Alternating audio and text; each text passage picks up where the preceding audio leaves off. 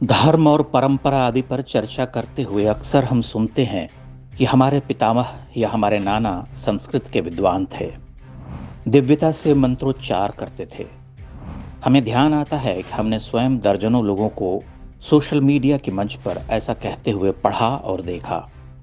तब हमारे मन में यह बात आती है कि भला संस्कृत भाषा के पठन पाठन की स्वाभाविक क्रिया 2-3 पीढ़ी पहले ही क्यों थम गई। इसका एक सर्वस्वीकृत साधारण सा उत्तर तो यही है कि हम अंग्रेजी पढ़ने लगे। अंग्रेजी की लोकप्रियता के सामने संस्कृत भाषा का अस्तित्व ही नष्ट होता चला गया। यहाँ तक कि कुछ प्रगतिशील आधुनिक चेता लोगों ने संस्कृत को मृत भाषा की संज्ञा ही दे डाली।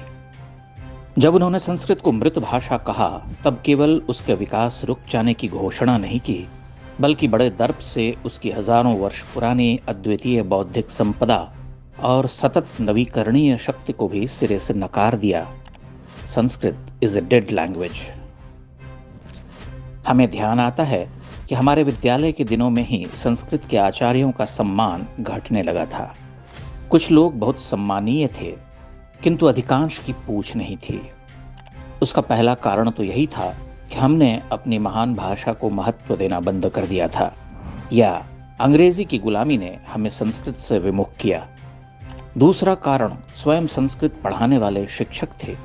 अधिकांश अपनी गरिमा खुद नष्ट कर डालते।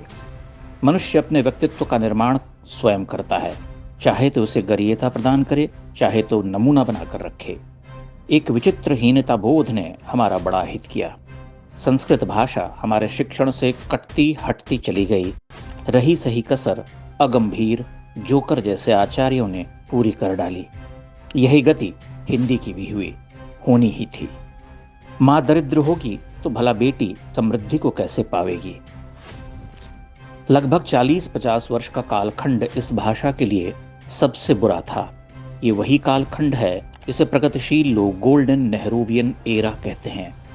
भारतीय समाज को भारतीयता से विमुख करने के चतुर्दिक प्रयास इसी समय हुए, जिसके परिणाम हम आज तक भोग रहे हैं।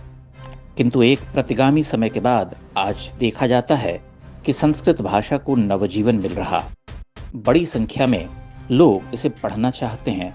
सबसे महत्वपूर्ण और सुखद यह कि आईआईटी से कंप्यूटर इंजीनियरिंग पढ़ने वाले मेधावी छात्र भी संस्कृत के स्कॉलर हो रहे।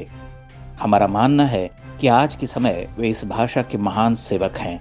पारंपरिक गुरुओं का ज्ञान तो है ही, किंतु सर्वथा नवीन और विज्ञान के क्षेत्र से जुड़े लोग संस्कृत की सेवा कर रहे, इससे अच्छी बात क्या हो सकती है।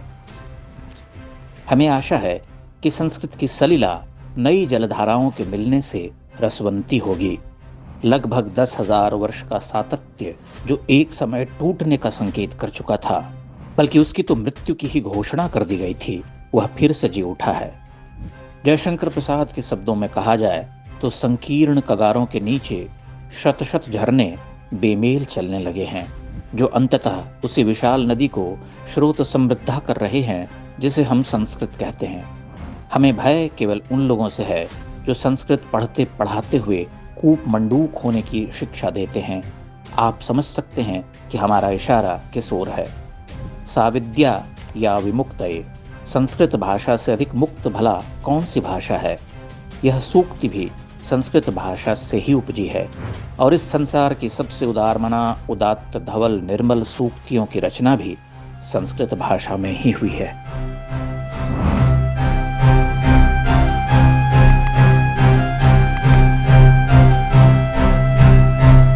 इंडेक्स ऑनलाइन के वीडियो समाज को समर्पित हैं। आप इनको डाउनलोड करके जैसे चाहे वैसे प्रयोग कर सकते हैं। चाहे तो आप हमारे टेलीग्राम चैनल से जुड़ सकते हैं। वहां सारे नए पुराने वीडियो आपको मिल जाएंगे। हमारे सोशल मीडिया लिंक हर वीडियो के डिस्क्रिप्शन में होते हैं। हमारा एकमात्र उद्देश्य हिंदू समाज को जागृत और एकजुट करना है। इसमें सहभागी बने। धन्यवाद।